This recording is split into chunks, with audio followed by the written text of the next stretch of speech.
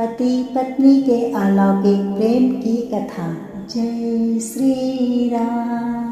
हमारे सनातन धर्म में पति और पत्नी के रिश्ते को केवल एक सामाजिक समझौता नहीं बल्कि दो आत्माओं का अलौकिक मिलन माना गया है।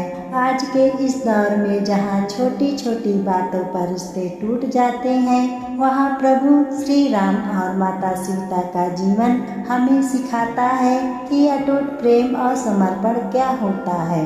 आइए सुनते हैं चित्रकूट के जंगलों से जुड़ी एक बेहद भावुक और सुंदर कथा। यह बात उस समय की है जब प्रभु श्री राम माता सीता और लक्ष्मण जी के साथ वनवास काट रहे थे। चारों तरफ घने जंगल थे, कटीले रास्ते थे, लेकिन माता सीता के चेहरे पर महलों से भी ज्यादा रौनक थी, क्योंकि उनके साथ उनके प्राण प्रिय श्री राम थे। एक दिन दोपहर के समय प्रभु श्री राम और माता जानकी एक विशाल शिला पर बैठे थे। ठंडी हवा चल रही थी। वन की उस हवा से माता सीता के लंबे सुंदर केश बिखर कर उनके चेहरे पर आ गए थे। करुणा सागर प्रभु श्री राम ने जब अपनी अर्धांगिनी के उस रूप को देखा तो उनके मन में आघात प्रेम उमड़ पड़ा। तीनों लोकों के स्वामी, जिनके एक इशारे पर पूरी सृष्टि चलती है, उन्होंने बिना किसी संकोच के स्वयं अपने हाथों से माता सीता के बिखरे बालों को संवारना शुरू कर दिया। प्रभु ने पास ही खिले जंगली सुंदर फूलों को चुना और बड़े ही प्रेम से माता सीता के बालों में वेणी यानी गजरा सजाने लगे। माता सीता की आंखें बंद थी। वे प्रभु के इस निर्छल प्रेम का आनंद ले रही थीं। लेकिन जैसे ही उन्होंने आंखें खोली और देखा कि आखिर ब्रह्मांड के नायक उनके चरणों के पास बैठकर उनके बालों को संवार रहे हैं, तो माता सीता की आंखों में आंसू आ गए।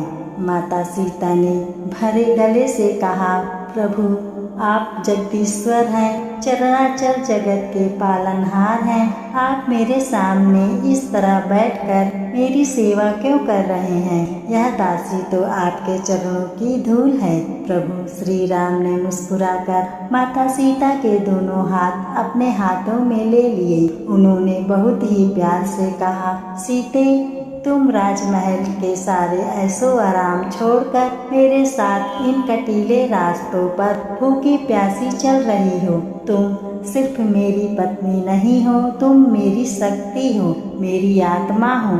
और अपनी आत्मा का श्रृंगार करना किसी भगवान के लिए छोटा काम नहीं बल्कि सबसे बड़ा आनंद है। श्रोताओं, इस छोटी सी कथा में जीवन का सबसे बड़ा रहस्य छिपा है। आज के समय में लोग अहंकार यानी ईगो के कारण अपने ही जीवन साथी को नीचा दिखाने की कोशिश करते हैं, लेकिन मर्यादा पुरुषोत्तम राम हमें सिखाते हैं कि अपनी पत्नी को सम्मान देने से, उसकी छोटी छोटी खुशियों का ध्यान रखने से कोई पुरुष छोटा नहीं होता बल्कि उसका सम्मान और बढ़ जाता है। पति और पत्नी का रिश्ता कैसा होना चाहिए? पहला सूत्र यह है कि सुख में तो पूरी दुनिया साथ हंसती है, लेकिन जो वनवास जैसी मुश्किल घड़ी में भी मुस्कुराकर साथ निभाए वही सच्ची अर्धांगिनी है।